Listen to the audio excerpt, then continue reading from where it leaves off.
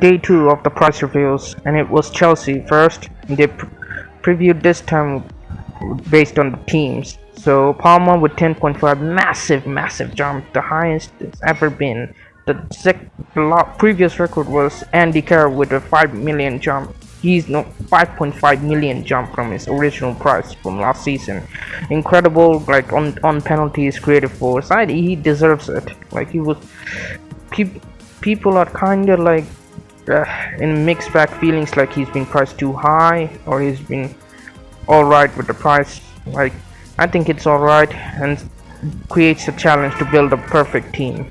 I think we're still gonna have Cole Palmer even with Nkunku being 6.5, at least for the first couple of games. Aston Villa is up next, and I think there's 3 players that interest everyone, but I think mostly it's between like Konsa and Madsen and then Bailey. I've highlighted Madsen instead of Konsa because Madsen had a fantastic season in the Bundesliga and on UCL Fantasy as well. He was a fucking gem in that game.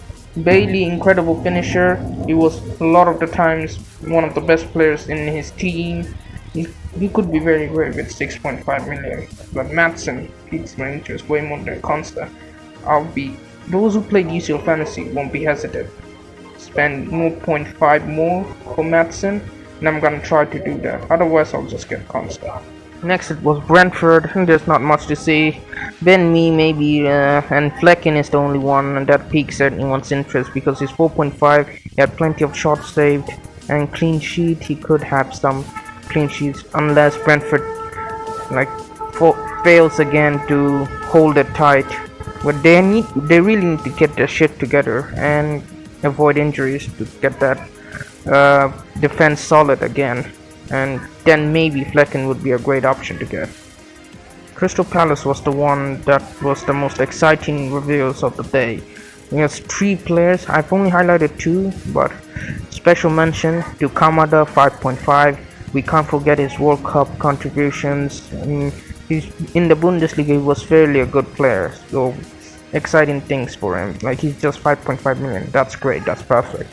He's not proven in the Premier League. He's kind of aging as well. Eze 7 million, great. I'm probably gonna have him when the fixtures turn. He's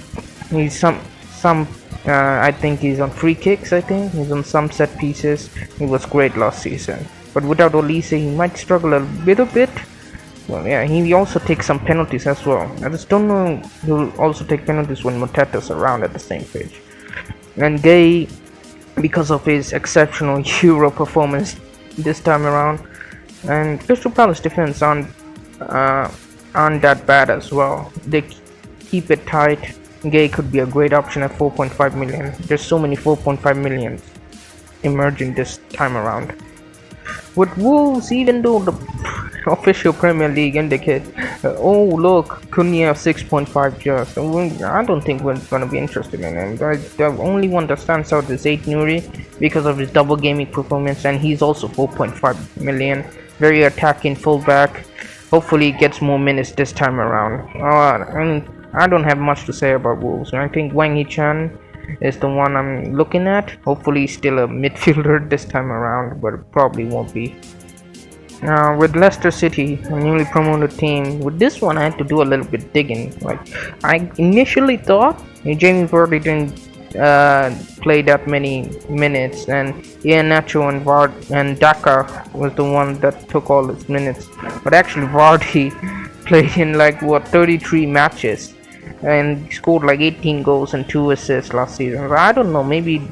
But they also gonna have a new manager now. Their previous manager just went to freaking Chelsea. So I don't know. I think Iheanacho, when the time comes around in the Premier League, Iheanacho will be their best striker this season, better than Daka and Vardy. Iheanacho was the best striker they had the last time around they were in the Premier League, and that's it. Vardy is the only one that piques my interest, since 5.5 million is insane for him with the caliber he has, but it's still playing the history a little bit. And the final price reveal of the day was West Ham. West Ham with no Euro, they're gonna be a bit interesting this season, but only like I believe like 3 players will emerge for us, being a viable asset. Kudos is the one, man. Kudos 6.5 million. He's a bargain at that price with the level of player he is, and with no Europe to freaking tire him out, he will bang. I think he's gonna be one of the players of the season for our FPL teams. Hopefully West Ham with no Moyes this time around. Julian Lopetegui playing a more attacking side. Oh, it's gonna be great to see them.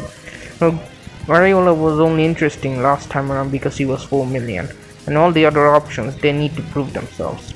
And Kudos is, I think, one of the players who's gonna be dead set in my team from the start. And that's gonna be it.